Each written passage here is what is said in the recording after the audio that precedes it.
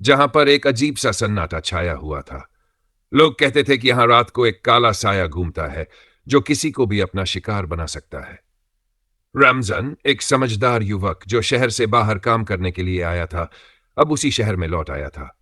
उसकी मां ने उसे हमेशा शहर की अंधेरी रातों से दूर रहने की सलाह दी थी, लेकिन रमजान को विश्वास नहीं था कि इन सब कहानियों में कुछ सच्चाई हो सकती है।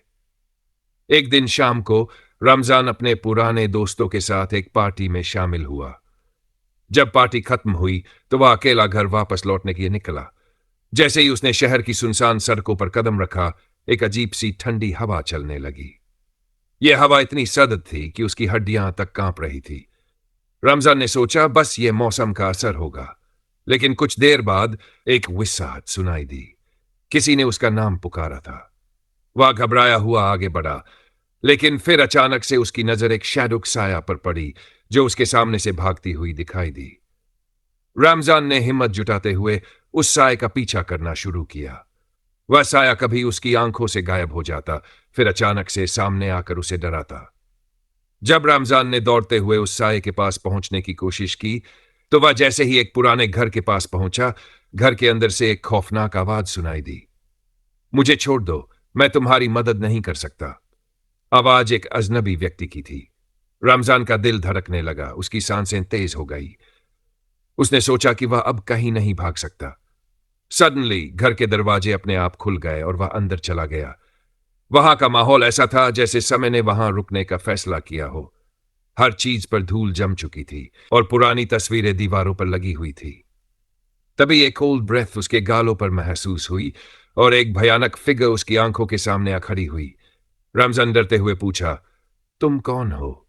क्या तुम वो साया हो? लेकिन उस आकृति ने उसे जवाब नहीं दिया।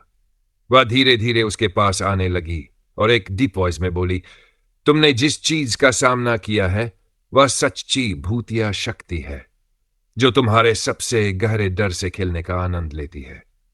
रमजान अब पूरी तरह से डर चुका था, लेकिन उसने खुद को संभाला और उस आकृति से लड़ने का फैसला किया। आखिरकार वह आकृति घुलने लगी और अंधेरे में खो गई, जैसे वह कभी वहां थी ही नहीं। रमजान अब अकेला खड़ा था, उसके सामने केवल अंधेरा और रहस्य था। वह समझ नहीं पाया कि उसने जो देखा वह रियल था या फिर सिर्फ उसका दिमाग था। लेकिन एक बात साफ थी, उस रात ने उसे सिखा दिया कि कभी भी किसी अजीब आवाज या दिखावे को हल्के में न लें।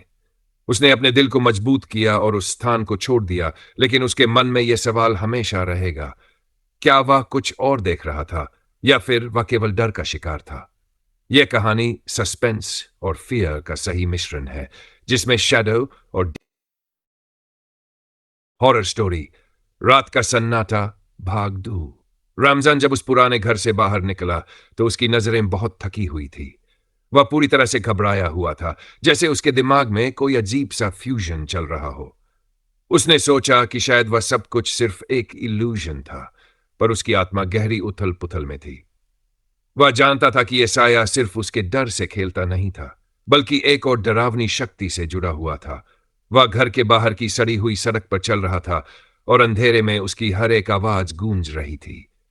अचानक उसे फिर से वही फुसफुसाहट सुनाई दी, तुम हमें छोड़ नहीं सकते रमजान। इस बार यह आवाज बहुत पास थी, जैसे कोई उसके कानों के पास खड़ा हो। वह तेजी से मुड़ा, लेकिन वहां कोई नहीं था। बस एक सन्नाटा था, और वह सन्नाटा उसे और भी ज्यादा डराने लगा। फियर का एक और स्तर तब सामने आया जब एक खिड़की से कुछ रेड ग्लोइंग आईज, लाल चमकती आंखें दिखाई दी। रमजान ने देखा, लेकिन उन आंखों में कुछ ऐसा था जो उसे भीतर से कंपकंपी से भर देता। उसने समझा कि यह कुछ और नहीं बल्कि उस काले साए की ताकत का प्रतीक है। वह जानता था कि इस शहरी रहस्य से बाहर निकलने का एक ही तरीका है, सच्चाई का सामना करना। उसने अपने आप से यह वादा किया कि वह किसी भी हाल में इस रहस्य को सुलझाएगा। अगले दिन रमजान एक पुरानी पुस्तक की दुकान पर गया, जहां उसे एक किताब मिली जिसका नाम था द कर्स ऑफ शैडोज। यह किताब उस काले साए और उसकी उत्पत्ति के बारे में बताती थी।